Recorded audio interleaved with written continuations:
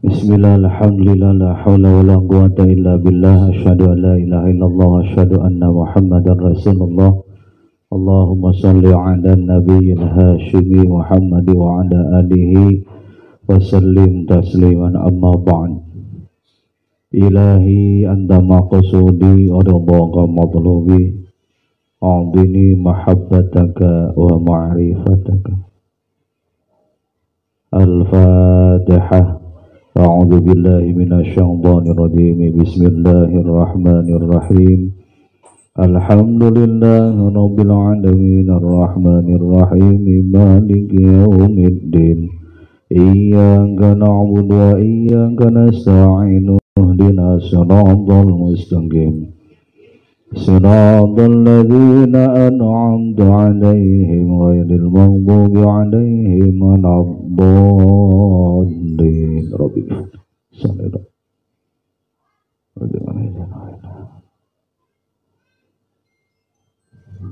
Nafa'ana bi ulumihim fid din wa dunya wal akhirah bi rahmatika ya arhamar rahimin.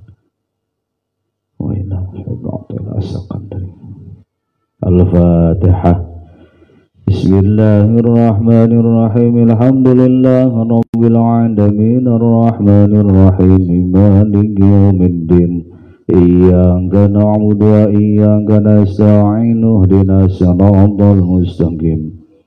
Siratal ladzina an'amta 'alaihim ghairil maghdubi 'alaihim waladdallin. Rabbil alamin.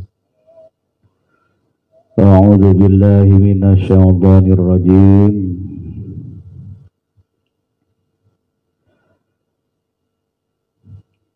Min jahlil muridi,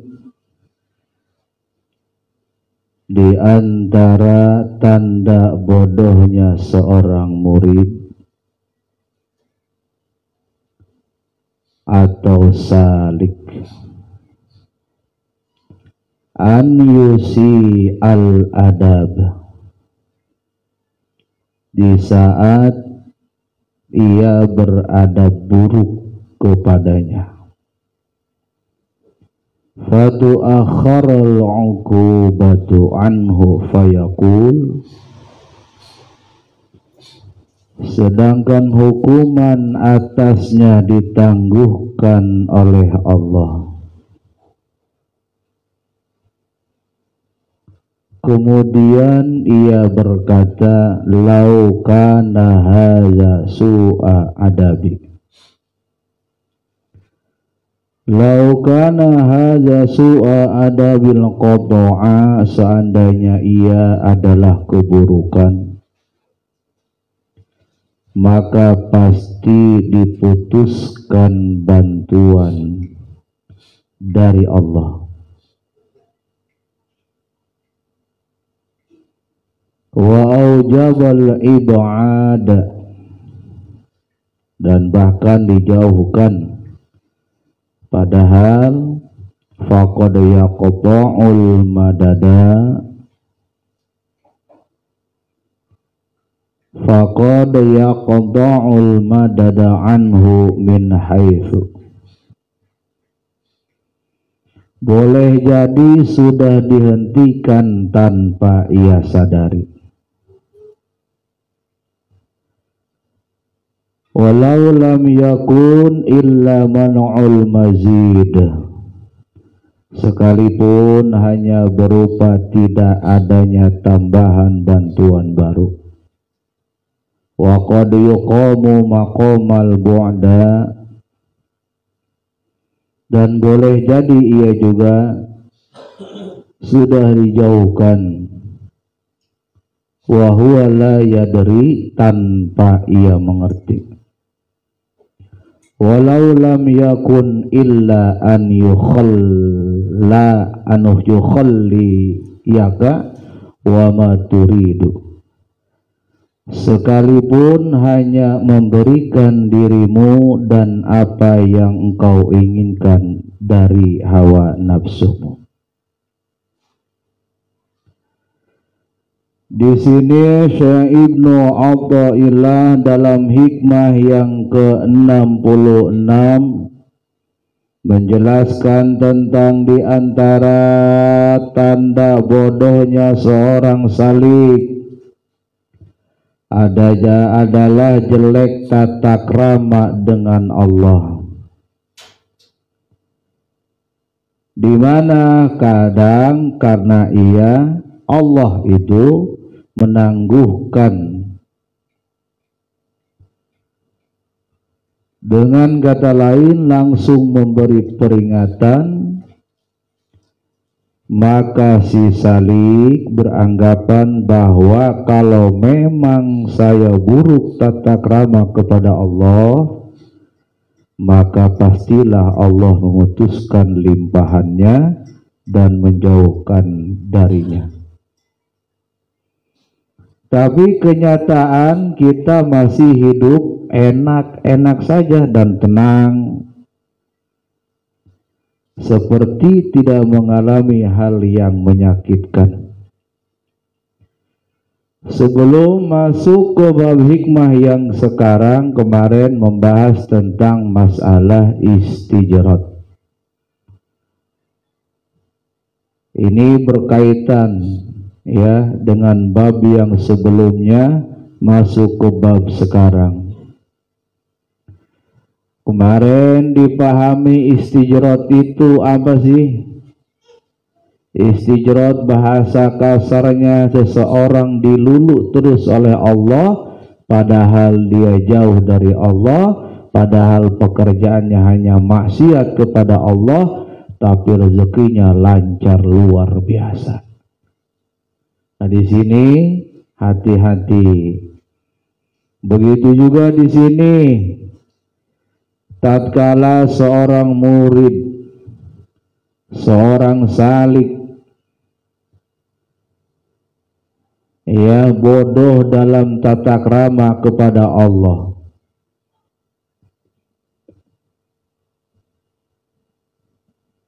jadi ingat, salik, ada suluk.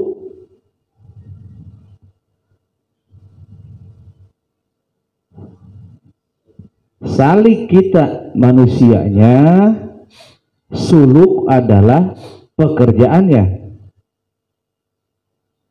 Predikat salik bagi seseorang penempuh di jalan Allah, khususnya di dalam dunia thariqah, ilmunya namanya tasawuf. Itu disebut namanya salik. Suluknya apa? Zikir harian kita, khotaman mingguan kita, manakib bulanan kita, salat sunnah yang telah diberikan oleh pangersa guru mursyid, itu namanya suluk. Ya, pahami dulu ya. Jadi salik itu orangnya, suluk itu pekerjaannya. Di dalam thariqah pun ada dua, ada thariqah amali, ilmu dan amal. Thariqah dalam ilmu itu hanya sekedar wacana dan wacana saja. Maksudnya apa? Pengajiannya pengajian tasawuf, tapi tidak mempraktekkan thariqah. Banyak yang seperti itu. Ternyata di kalangan umum pun kitab Al-Hikam dan kitab-kitab tasawuf yang lainnya itu rata-rata dipakai dan diaji, tapi sebatas hanya sebagai wacana saja, hanya sebatas sebagai omongan saja, tidak ada prakteknya.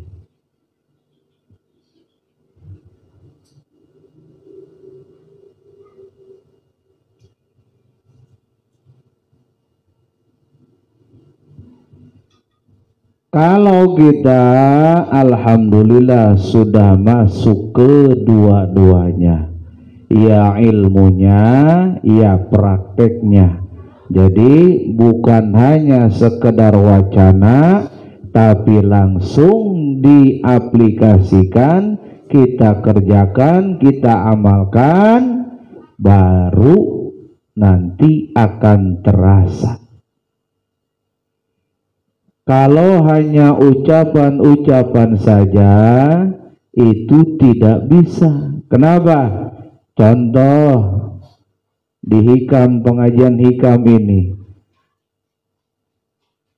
hikmah atau rasa yang dirasakan oleh Syekh Ibnu Athaillah dituangkan ke dalam kitab ini. Jadi bukan hanya sekedar wacana dan wacana saja, tapi dia merasakan, setelah dirasakan dituangkanlah ke dalam kitab pengalaman dia. Jadi luapan-luapan di dalam kolbunya, nah inilah hasilnya.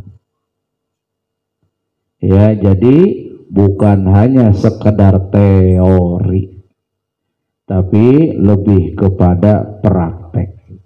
Nah, itu tentang sekelumit tentang masalah suluk salik. Di sini Syekh Ibnu Athaillah menekankan tentang bodohnya seorang murid di saat dia beradab buruk kepada Allah. Banyak. Salah satu contohnya, seorang salik selalu mengeluh, itu salah satunya. Padahal kita sedang menempuh jalan kepada Allah, tapi terlalu banyak keluhan-keluhan dalam diri kita. Dalam seperti keadaan kita sekarang ini, jangan pernah ada lagi keluhan-keluhan di dalam diri kita. Kenapa? Karena kita sedang menuju Allah. Adapun hal-hal yang tadi, permasalahan dalam kehidupan, itu sudah pasti adanya. Selama kita masih hidup di dunia, terus seperti itu adanya. Pada waktu sakit dia akan kembali sehat. Pada waktu sehat dia akan kembali sakit. Pada waktu dulu dia miskin, setelah miskin dia akan kaya, setelah kaya akan miskin lagi. Setelah hidup kita akan mati, setelah mati kita dihidupkan kembali. Ya, jadi gambarannya dunia itu seperti itu, terus menerus.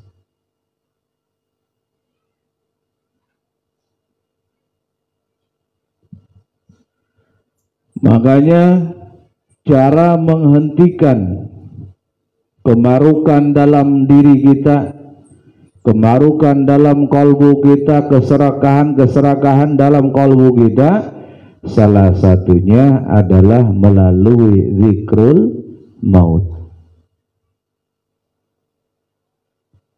Insya Allah kalau kita sadar akan datangnya kematian, insya Allah kita tidak akan maruk lagi, tidak akan serakah lagi.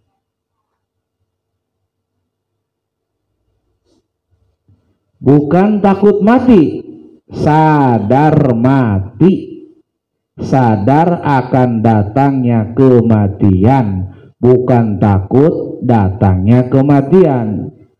Contoh, si Ajat masuk rumah sakit, diponis oleh dokter kankernya sudah stadium akhir. Contoh ya, tenang ya.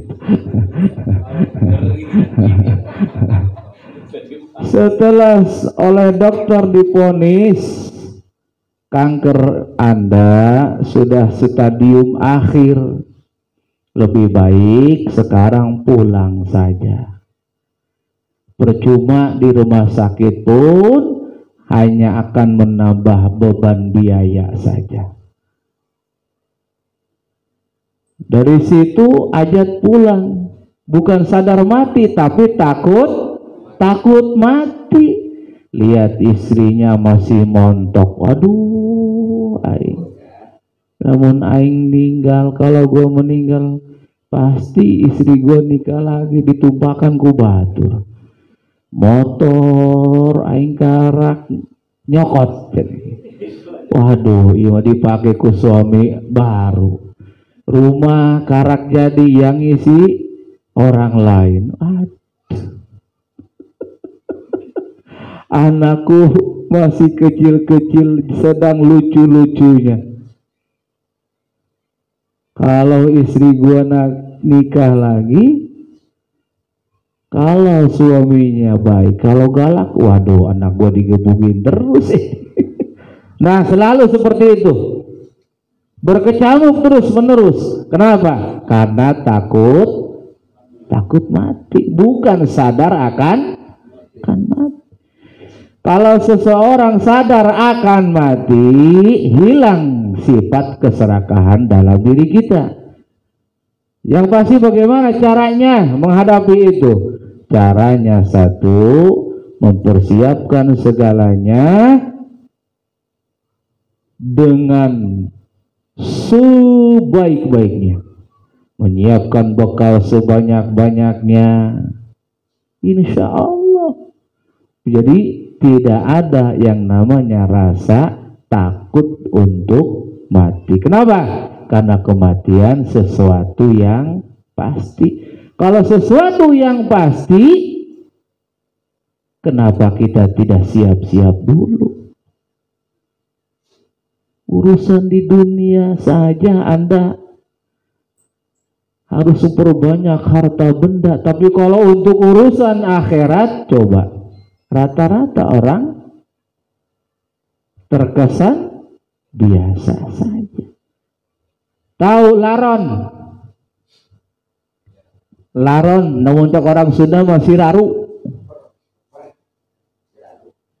Laron keluar maghrib, isya sudah pada mati. Itulah ukuran kita manusia hidup di dunia, sekejap. Bagi bangsa jin yang melihat kita, maksudnya begitu. Jin kan umurnya ribuan tahun, sedangkan kita paling 63, 70, 80 sudah jago, 90 sudah luar biasa, 100 tahun sudah digotong-gotong. Bagi bangsa jin yang melihat diri kita, Ajat baru juga lahir kemarin, kok udah meninggal lagi aja. Nah, bangsa jin melihatnya seperti itu. Kenapa? Karena kalau bangsa jin umurnya ribuan tahun. Jadi melihat kita seperti laron tadi, hanya sekejapan mata. Baru juga keluar dari perut ibunya, kok sudah mati lagi aja. Jadi itulah gambaran dunia, hanya sekejap mata. Jadi apa? Siapkan bekal kita sebanyak-banyaknya, karena kematian itu pasti akan datang. Paham ya? Ya, jadi zikrul maut itu sadar akan mati, bukan takut mati. Bagi seseorang yang mau mati tetap mati, yang nggak mau mati tetap mati. Mau lari kemanapun tetap mati, mau ngumpet dimanapun tetap mati. Itulah kematian, sesuatu yang pasti, yang tidak bisa ditolak lagi. Makanya kalimat kullu nafsin za'iqatul maut itu, za'iqat itu artinya mencicipi. merasakan. Semua yang bernapas itu akan mati. Jadi tinggal sekarang bagaimana Anda mempersiapkan kematian kita dengan yang luar biasa. Karena pada dasarnya hakikatnya diri kita manusia itu tidak bisa memilih.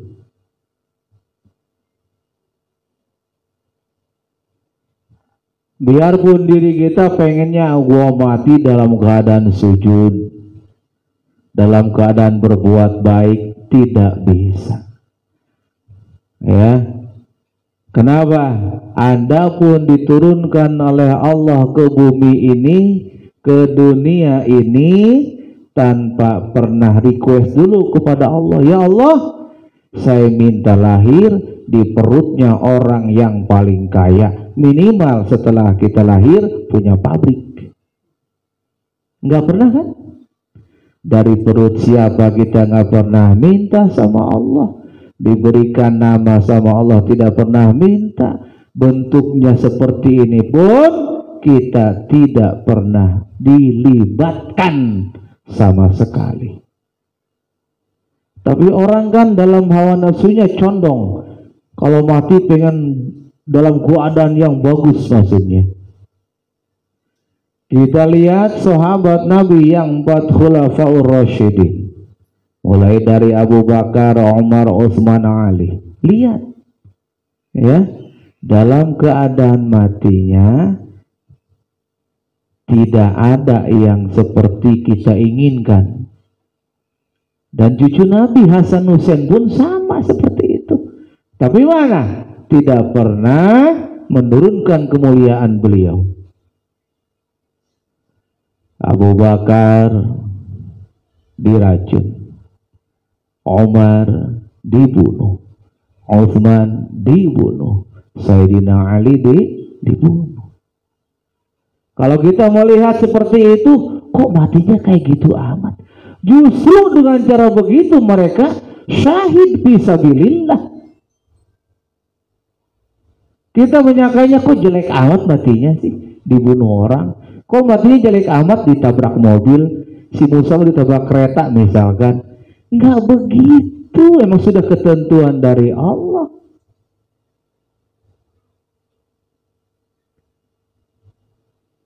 Yang penting sekarang kita sebisa mungkin berbuat baik. Dan yang paling luar biasa adalah apapun yang telah Allah tentukan untuk diri kita, selalu menerima sami'na wa ata'na. Ya, ghufranaka rabbana wa ilaikal masir. Nah, selalu siap ditugaskan oleh Allah, ditentukan oleh Allah seperti ini. Dalam pada waktu perjalanan kita di tengah jalan ada kesalahan, tinggal minta ampunan kepada Allah. Karena orang yang gagah, orang yang hebat, bukan orang yang tidak pernah berbuat dosa. Tapi orang yang hebat, orang yang gagah adalah seseorang yang berbuat dosa tapi dia menyegerakan bertaubat kepada Allah. Itu orang yang gagah.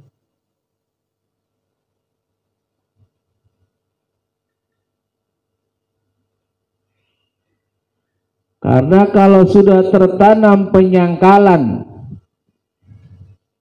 ya tadi disebutkan bodohnya seorang salik, apa? Penyangkalan yang ada di dalam dirinya, itulah yang menjadi kita selalu protes kepada Allah, adab kita sudah tidak ada kepada Allah.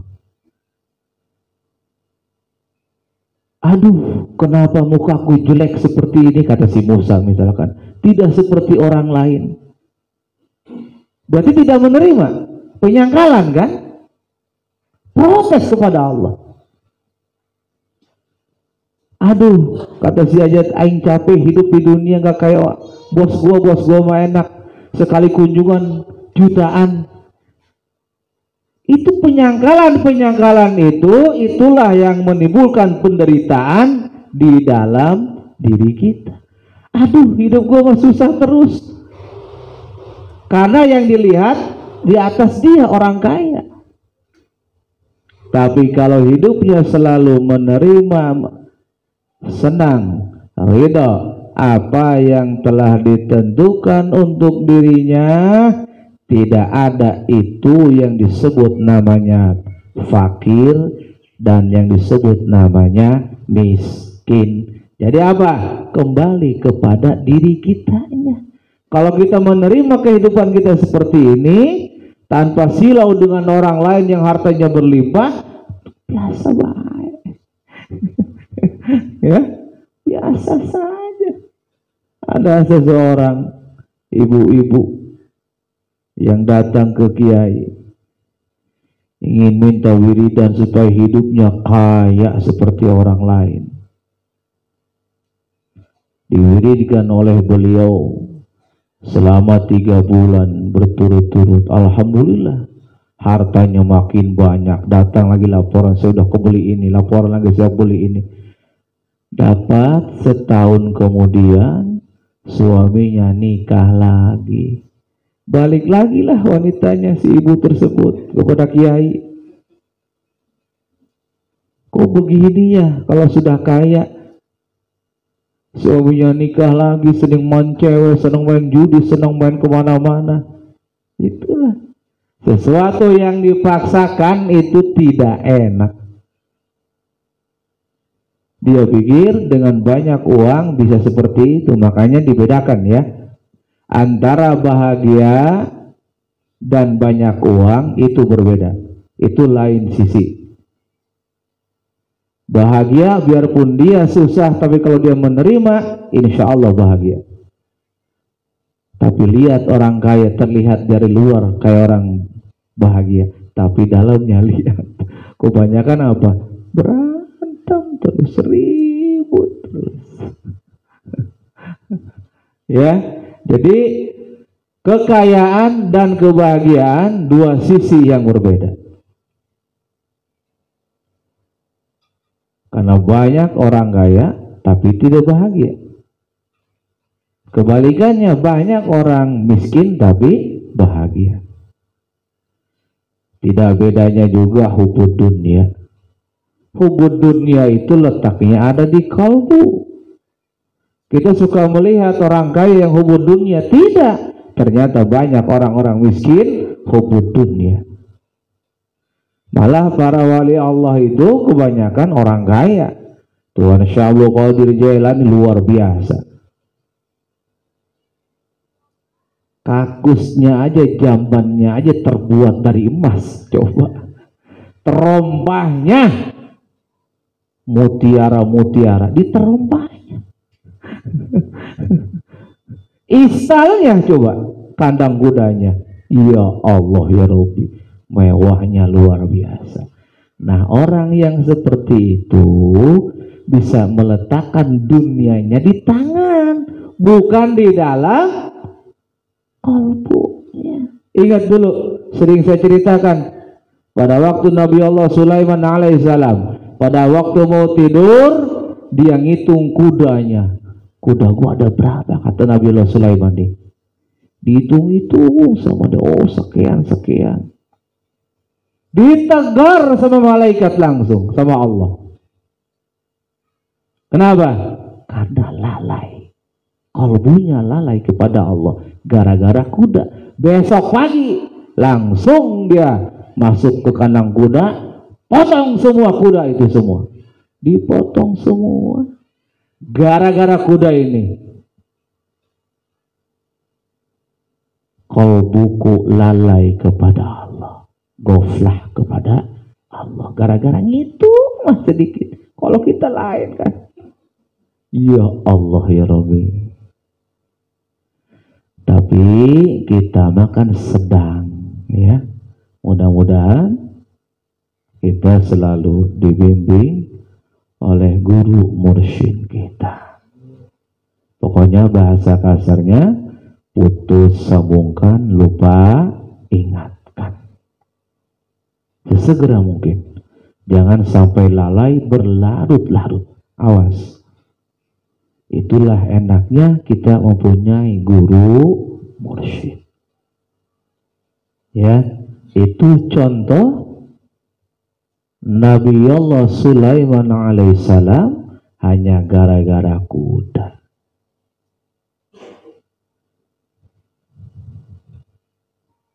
Tapi itu baru buat kita, ya, pelajaran yang sangat-sangat luar biasa dalam diri kita. Kenapa? Karena kita sudah punya bekal, itu yang disebut namanya zikir khafi. Zikir yang berkesinambungan, zikir yang terus menerus. Makanya kata Tuhan Syaikhul Qadir Jailani, yang disebut matinya kalbu itu, ya, yang disebut matinya kalbu itu karena dia lalai kepada Allah. Itu yang disebut matinya kalbu. Untuk urusan kalbu, dasar mah sudah lalai terus menerus, penyakitnya banyaknya luar biasa, tapi kita tidak buru-buru datang ke guru mursyid. Giliran penyakit sakit gigi, kepala nyut-nyutan, punya penyakit zohir, langsung buru-buru kita datang ke rumah sakit. Itulah diri kita.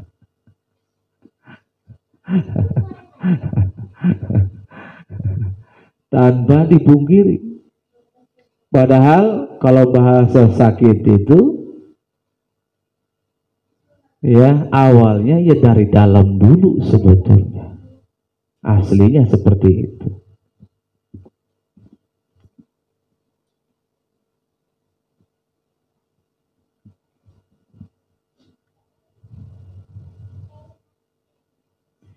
Nah, di sini tentang masalah tadi adab kita kepada Allah. Jadi kita boleh langsung sebut saja kita seorang salik di sini. Karena di sini sudah menjadi apa namanya? Sudah masuk ke dalam dunia thariqah, ilmunya tasawuf semua. Jadi dimasukkan ke dalam kategori salik.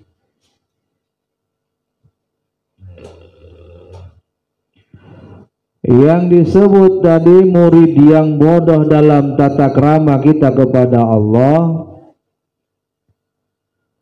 takutnya Allah memutuskan limpahan kepadanya dan menjauhkan kita darinya, na'udzubillah min zalik.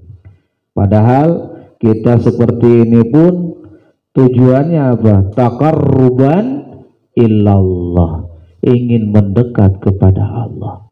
Kalau di dalam kitab Miftahus Sudur kemarin kan dibahas, seseorang kalau sudah ingin dijadikan seseorang itu yang dikasihani oleh Allah, yang ingin dijadikan walinya Allah, salah satunya adalah dibukakan babu zikr, pintu berzikir.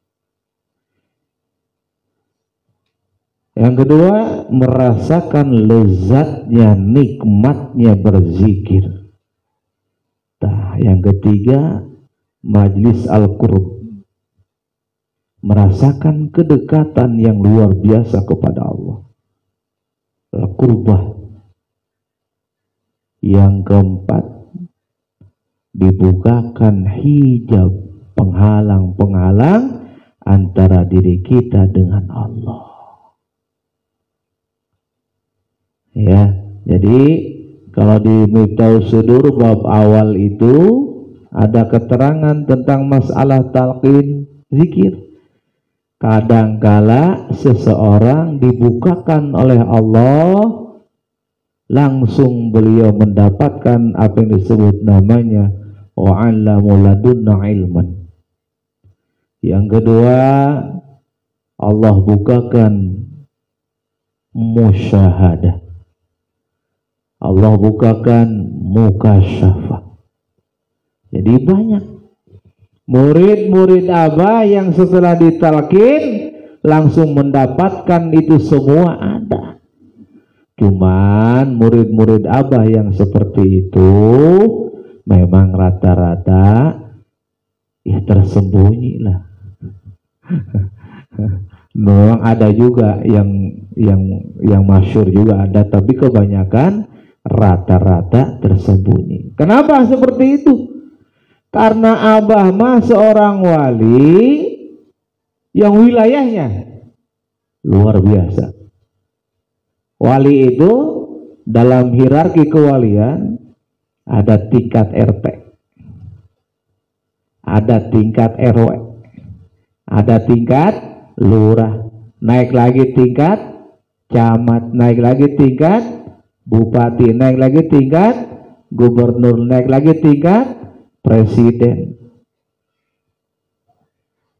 Kebanyakan di kita wali-walinya itu lokal, ya minimal satu kabupaten, satu provinsi, atau satu pulau saja. Tapi kalau kita lihat Abah, muridnya sampai ke luar negeri kan, itu membuktikan berarti wilayahnya, jangkauannya luas, lintas negara. Paham nggak? Lintas negara Abah mah. Kalau lintas negara berarti makomnya apa coba? Paham ya? Kalau kita lihat wali-wali ya seperti itu. Tapi kalau Abah lihat muridnya sampai ke luar negeri, berarti membuktikan wilayah Abah mah luas. Kalau wilayah yang luas itu dimiliki oleh makom siapa walinya coba? Makomnya namanya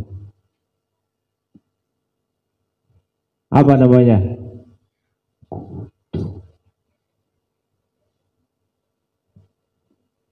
Paham ya? Jadi wali itu tadi seperti tadi ada per wilayahnya masing-masing. Makanya ada disunnahkan kita kalau setiap melewati daerah-daerah kita disunnahkan membacakan salam kepada wali Allah di sohibul wilayah. Contoh dari sini kita ke Jakarta, di Jakarta kita ngomong ucap salam, assalamualaikum ya aulia Allah fi sohibil wilayah. Bila Jakarta pindah Karawang, Bekasi misalkan, terus Subang, Indramayu, Cirebon, Tegal, kan ada. Jadi setiap daerah itu ada. Kalau tidak ada bahaya. Penyangga balanya siapa kalau bukan mereka? Apalagi kalau kita lihat kalau Allah bicara wa mata sabanallazina qatilu fi sabilillahi amwatun bal ahya'un 'inda rabbihim yurzaqun. Seseorang yang mati di jalan Allah, yang terbunuh di jalan Allah, itu tidak mati.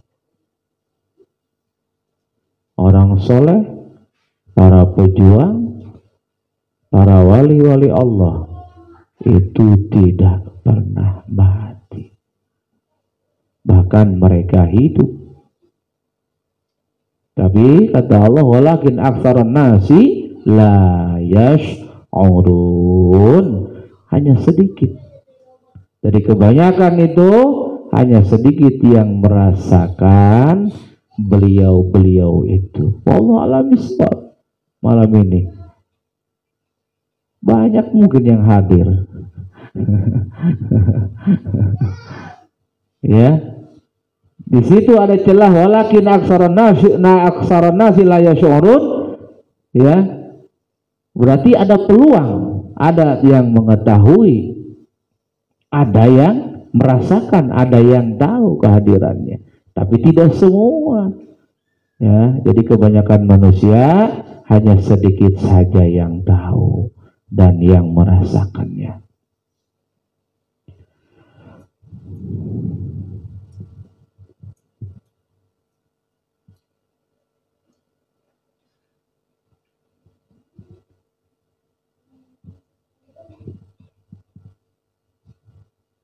Dalam kita beradab kepada Allah tadi dijelaskan oleh Syekh Ibnu Athaillah, karena kebodohan, kejelekan adab kita kepada Allah, Allah sudah memberikan warning-warning seperti itu, kitanya tidak pernah sadar.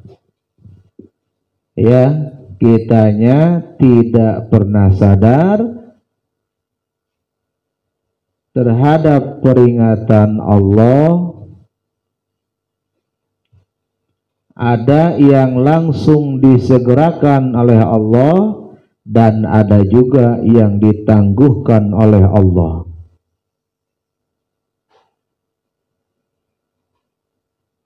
Kadang-kadang seorang salik menganggap keburukan adabnya sebagai hal yang baik. Tuh, awas sing ada ya, hati-hati.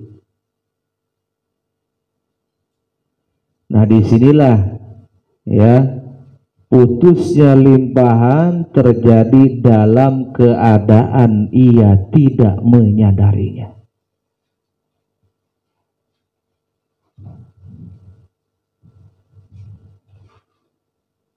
Tidak sadar bahwa dia telah diputus limpahannya oleh Allah. Si salik kadang-kadang tidak menyadarinya. Makanya beruntung. Ya, kita punya mursyid seperti apa, luar biasa beruntungnya. Apa? Kita diberikan hal-hal yang luar biasa amalia. Contoh seperti salat taubat kita kerjakan dari mulai ba'da maghribnya ada, tengah malamnya ada. Ya, salat taubat tuh. Kalau kata Kanjeng Nabi, ya ayuhan nas tubu ilallah fa inni atubu ilallah fi kulli yaum mi'ata marrah. Kata Allah, kata Kanjeng Nabi begitu. Hei manusia, bersegeralah taubat kepada Allah, maka sesungguhnya aku bertaubat kepada Allah fi kulli yaum, ya, tiap-tiap hari itu tidak lepas dari 100 kali aku bertaubat kepada Allah. Kanjeng Nabi yang sudah dimaksud, yang sudah dijamin oleh Allah, tapi beliau masih melaksanakan. Kita masih apa? Mau sok-sokan lu.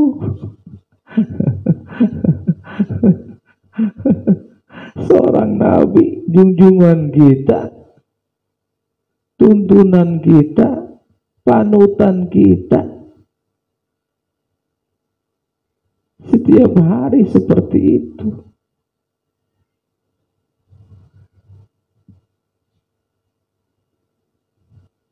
Jadi hakikatnya kebaikan buat diri kita sendiri. Awas, Allah di sini tidak pernah diuntungkan oleh diri kita. Ibadah apapun namanya buat diri kita tidak akan menambah kemuliaan Allah. Kita maksiat tiap hari pun, berbuat dosa tiap hari pun, tidak akan mengurangi kemuliaan Allah. Awas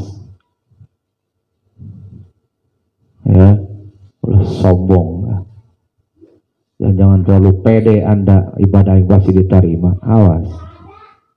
Makanya disunahkan setelah kita berbuat kebaikan langsung mohon kepada Allah, ya Allah terimalah amal-amalku, ya Allah terimalah sholatku, ya Allah terimalah zikirku, ya Allah terimalah sedekahku. Jangan terlalu pede ya. Makanya penting Allahumma taqabbal minna sholatana. Setelah kita melaksanakan sholat, atau apapun namanya. Harus, ya, penting. Dan apapun harus selalu disyukuri oleh kita. Karena yang disebut syukur itu, itulah artinya kebahagiaan. Kebahagiaan yang hakiki adalah kita bisa bersyukur. Kemarin bersyukur diterangkan, masih ingat gak? Pian, bersyukur kumaha kamari. Di hikam kemarin diterangkan kalau seseorang bersyukur kepada Allah, sama saja dia mengikat ikatan yang kuat. Diberikan nikmat, diikat. Kalau kita bersyukur dengan ikatan yang kuat, otomatis berarti bertambah, tidak akan luber. Terus di hikam dibilang apa? Satu, yakini bahwa itu semua datangnya dari Allah. Yang kedua, minimal mulut kita mengucapkan alhamdulillah. Yang ketiga, pakailah nikmat itu untuk di jalan. Itu pohok ini Pak.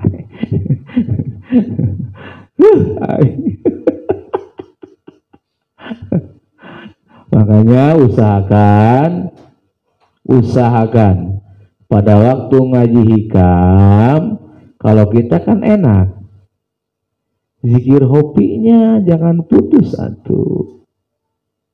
Jadi bukan masuk ke telinga kanan, keluar ke telinga kiri, tapi masuk semua tuplak plak plak KB ke kalbu, jadi pemahaman. Ya, kalau masuk ke telinga, insya Allah selesai ngaji, hilang, nggak ada bekasnya, bagai debu berterbangan. Yang kemarin saya ceritakan, pada waktu di akhirat, amal-amal yang dia bawa bagaikan debu berterbangan, karena merasa dirinya yakin, menghitung pahala-pahala dan pahala, ternyata jadi seperti debu berterbangan.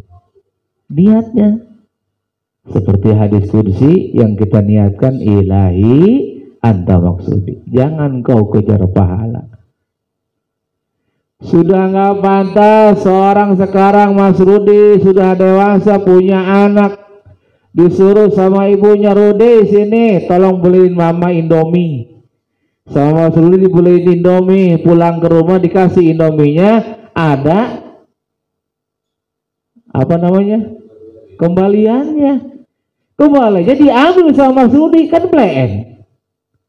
Begitu juga kita kepada Allah, masih menghitung pahala, berharap pahala, berarti mentalnya seperti mental anak kecil. Paham nggak? Harusnya apa? Mas Rudi harusnya ngasih dong. Udah lah, nggak usah. Masih banyak duit nih kalau buat Indomie mah. Bila perlu pabriknya saya beli. Gitu. Bukan disuruh beli Indomie, kembalinya diambil, minta upah. Upahin dong. Kata bisa jalan beli Indomie. Tuh, berarti itu mental anak. Kalau kita sudah dalam kategori di sekarang, atau bukan begitu, masa sama Allah masih ribut pahala dan pahala saja. Isin malu.